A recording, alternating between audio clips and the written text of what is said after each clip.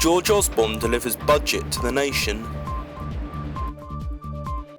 2 dead in Farnham shooting. And more breeding success at Sparsholt College.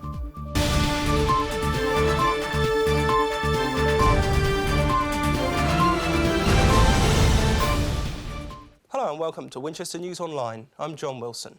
Coming up, we report from a murder scene in Surrey. But first, income tax threshold rise, pints a penny cheaper and September fuel duty rise scrapped. George Osborne has delivered his eagerly anticipated budget, but how well did it go down in the city? I think he's been helped by general economic recovery. I don't think he's necessarily been instrumental in making those changes. I think he's done a fantastic job, but he'll never get any praise for it, will he? I think in terms of social conscience, he's not been too wonderful. In terms of the general state of the country's finances, I think he's come out rather better than most people expected. Certainly he's done better than I expected. The Chancellor announced a welfare spending cap, support to build 200,000 new homes and a £7 billion package to cut energy bills. Straight after his speech, Winnell spoke to 2 local MPs, starting with Winchester and Chalmers-Ford's Steve Brine. I was very impressed. I sat there right behind the Chancellor. I didn't expect fireworks. I didn't expect there to be gimmicks and headline-grabbing initiatives. It was a workman-like budget. He worked hard to get that personal allowance up to £10,500 from next April, which is something, we as a coalition are very proud of. I've been arguing for that in government since I was elected. Also, lots of help for families across the board, but as part of our long-term plan. Pensioners have said to me they've struggled a long time now with low interest rates, so there was help there at the centre of the budget for savers.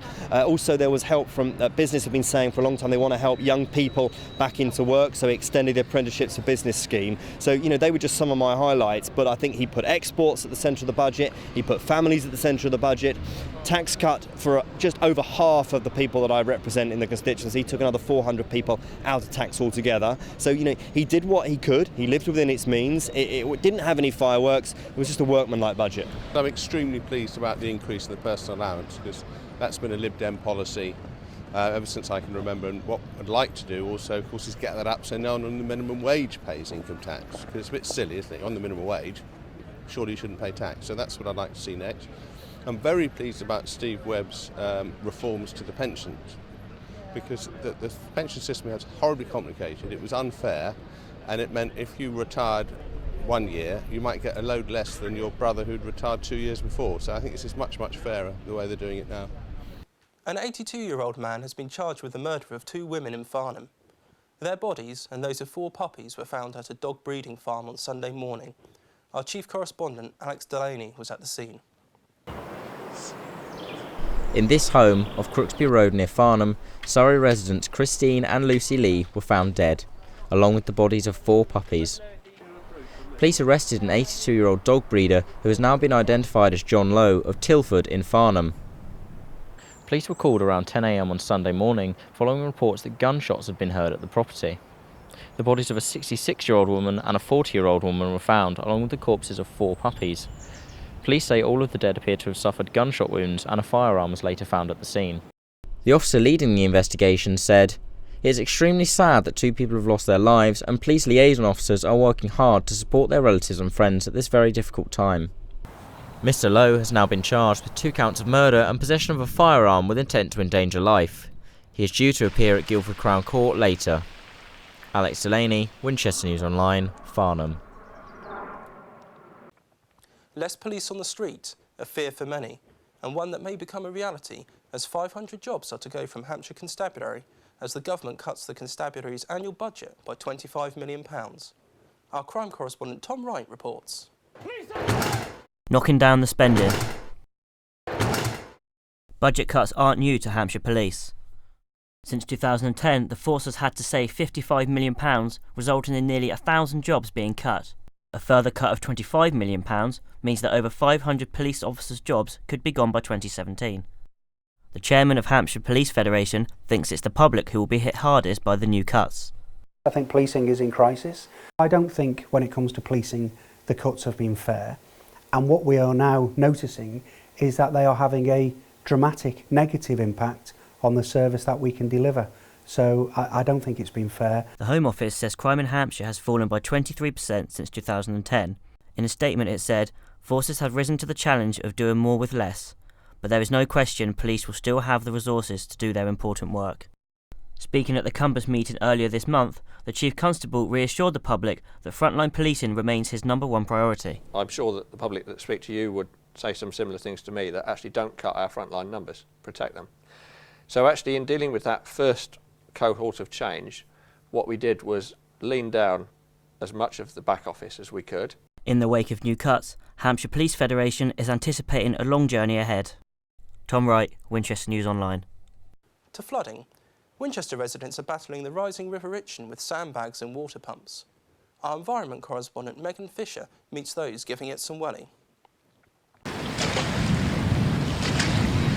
Water Lane is living up to its name with flood defences piled high. Living in the city centre has been difficult this week as houses continue to be battered by bad weather. Volunteers have been filling tons of sandbags to cope with flooding as water levels continue to rise in Winchester. Firefighters claim that these sandbags should stop rivers soaring over the land for another 2 foot.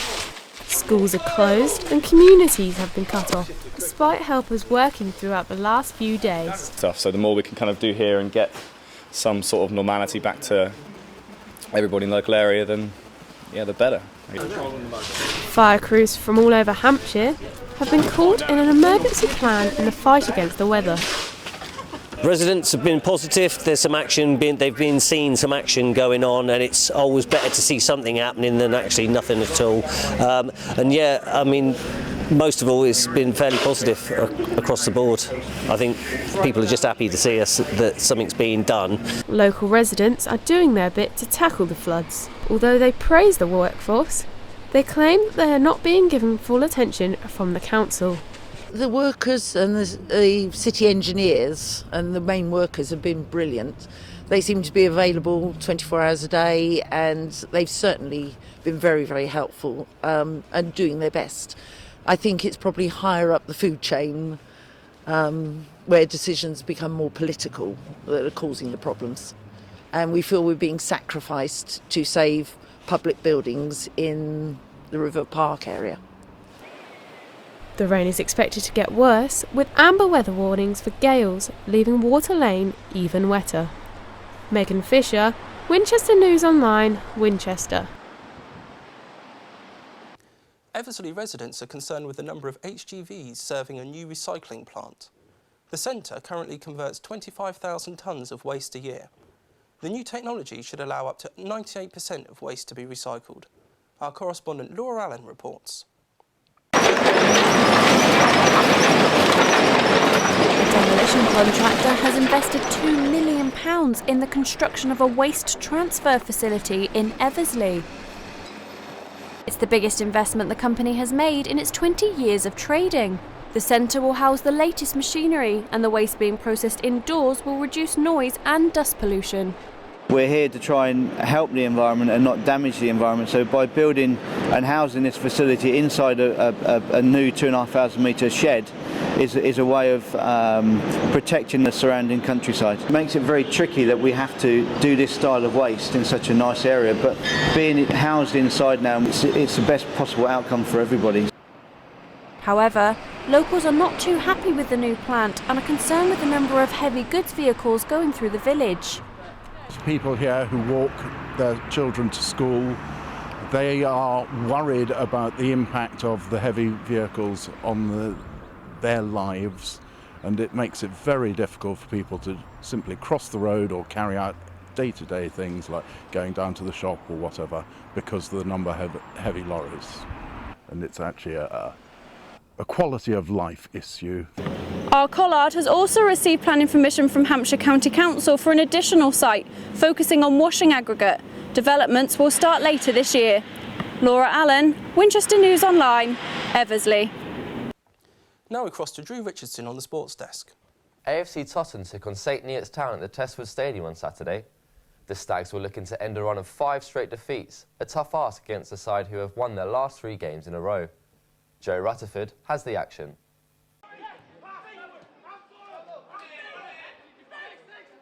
The last time these two sides faced each other, St Neots came away with a 6-0 win, and it looked to start in the same way when Jake Woolley gave the away side an early lead, cutting in from the right-hand side and releasing a ferocious shot.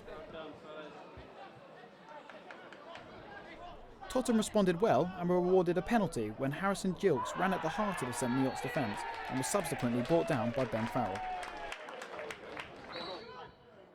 The Bournemouth loanee then stepped up to take it, driving the spot kick into the top left corner.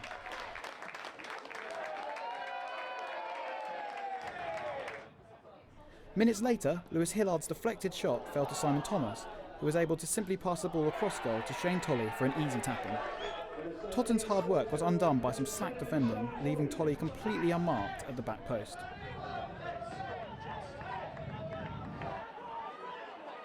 But Tottenham fought well and found their equaliser shortly before half-time. Zach Mooland reacted the quickest and was left with a tap-in to score his 6th goal of the season. The second half did not live up to the expectations left from the first. Tottenham's left-back Drew Bridge came closest to scoring without really troubling keeper Nathan Abbey. Lewis Hillard's late effort summed up a frustrating day for St Neots as the game finished 2-2. Joe Rutherford, Winchester News Online. Over 600 people set out for the 10k road run in Winchester at the weekend, despite fears during the week that the event may be called off due to bad weather. Ravina Gattora has more. Swarms of runners gathered in Winchester for the 32nd annual 10k road run, but this year seen a record low turnout due to recent flooding, with fears that it wouldn't even take place at all. We're really happy considering the weather. I mean, it stopped a lot of people running for the last month or so. The numbers dropped, but they're on their way back up again. So we had about 600 or 700 today. So we're quite pleased, all things considered. Some of the runners were running for charities, whilst others used the race to train for longer distances. Well, I'm training for a half marathon, which is in 2 weeks, so it's a bit of a shame it's been so wet because I've been doing most of my training in the gym on the treadmill, but hopefully now we've got some dry weather to be out on the road again, which is good. I finished in 40 minutes, so pretty much dead on, which is probably, I think, my best I've ever done, so pretty chuffed with that, yeah. Sponsors were hoping to raise some money. However, like the weather and entry numbers, it was a disappointing turnout. If I'm honest, I had no idea what to expect. We've never been involved with anything like this before. I think we would have hoped to raise some money, and we have raised very, very little. But we've been seen. That's valuable to us. Even though the event was nearly called off, organisers battled on against the weather and are hoping for a bigger and better turnout next year. Ravina Gattora, Winchester News Online, Winchester. That's all from sports this week. Thanks, Drew. Finally, Sparsholt College has heralded more breeding success with the arrival of a rare type of species known as the tenrec. Our environment correspondent, Hildy Cruikshank, visited the only place in the UK to breed the spiky animals. So this is a Highland Street tenrec. They're originally from Madagascar. They came to our collection nearly a year ago now. So we're here at Sparsholt College, where they've successfully bred a rare species of tenrec. Starting off with 6 animals, the college has worked on the husbandry, temperature and nutrition to be able to breed them.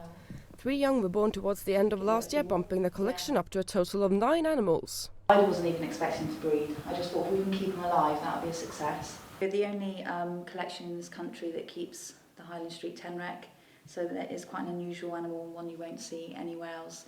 There's actually only one other zoological collection in the world that keeps this species currently. Students and instructors will continue to work at developing a good breeding environment for the tenacious tenrecs to increase the number of animals and possibly start a breeding program in the UK. Hilde Cruikshank, Winchester News Online, Sparsholt. That's all from Winchester News Online, but for more award-winning news, sports and features, log on to winnall.co.uk. Goodbye.